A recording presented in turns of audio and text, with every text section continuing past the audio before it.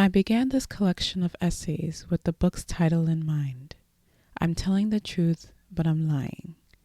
As I dove deeper into Bassey's stories, what I understood as the true title came to light. I'm telling my truth, but it's a lie. Why? Because her brain did what it needed to keep her alive, especially if it meant distilling the truth down to a form that allowed for her to continue living. Bassey makes this clear early on in the book where she says, "Let's change this over," my brain says.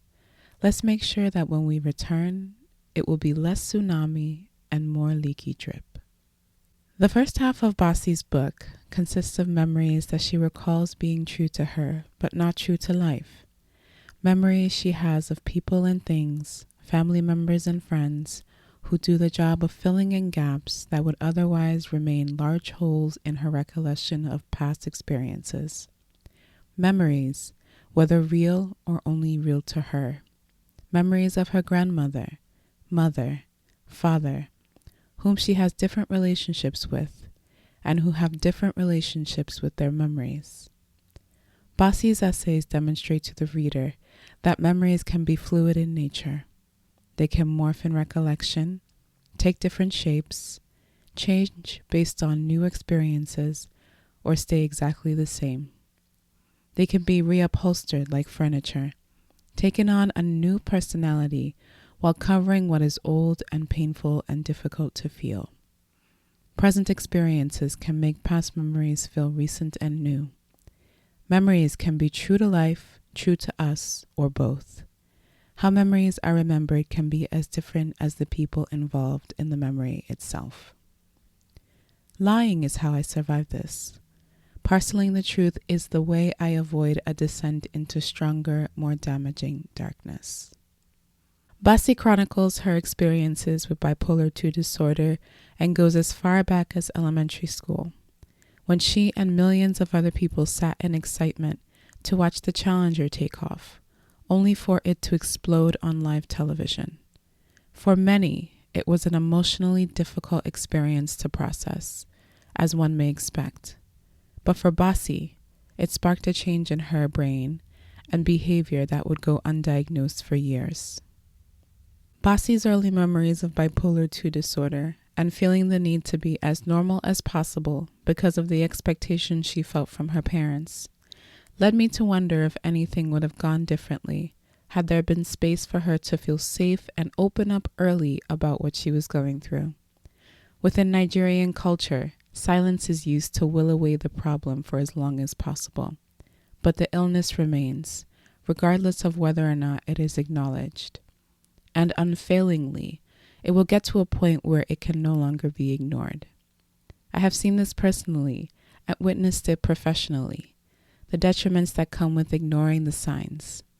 It fuels much of the passion I have around mental health and the goals to be an advocate and truth teller in the field. Bassey, in the latter half of her book, is masterful in writing how her brain was processing information during the highs and lows of her manic and depressive episodes.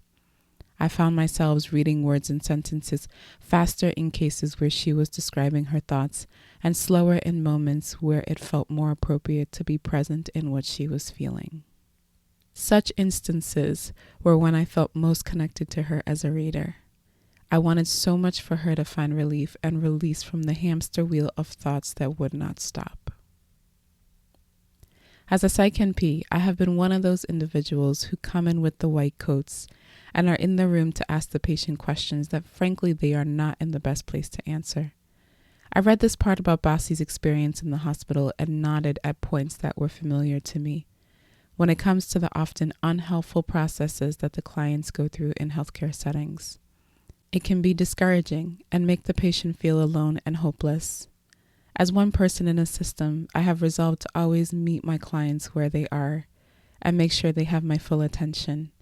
That is the least I can do, and many times all I can do.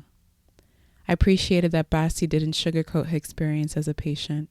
It felt awkward and uneasy to read, but it was true to life. It led me to think about what I would have done differently had she been my client. Bassey's chapter, "Some Days Are Fine," gives the reader a glimpse into her life after her hospitalization and her efforts to get through each day as balanced as she can. She describes her states of depression as a fog, a phenomenon where the feelings hit her so abruptly and suddenly she finds herself powerless to it. This description reminded me of episode 3 on season 1 of Modern Love on Amazon Prime. Anne Hathaway plays a woman with bipolar disorder, and there are moments in the show she depicts in a very true sense, in my opinion.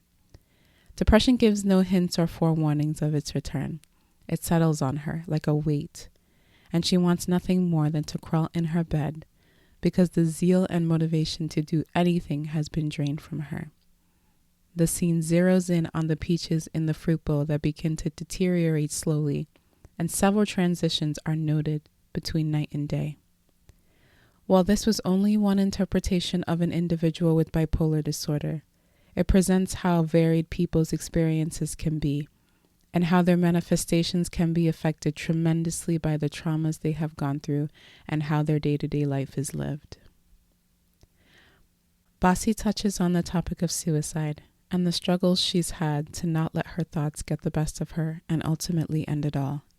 Her thoughts that she shares can be upsetting to some, but I appreciate that she's saying out loud what many think about more often than they admit. I attended the Philadelphia stop of her book tour August 2019, sat and listened to her describe the need to find moments or experiences to look forward to in order to draw attention away from the idea of ending her life. It was raw, disturbing, thought-provoking, and ultimately successful in demystifying what many struggle with when contemplating an end. This book will stand the test of time when it comes to educating the masses of what it's like to live with this type of mental illness, and showing that ultimately, with support and appropriate treatment, there can be hope. I am part of a generation that has pushed to promote the importance of mental health and reject shame for those who seek help.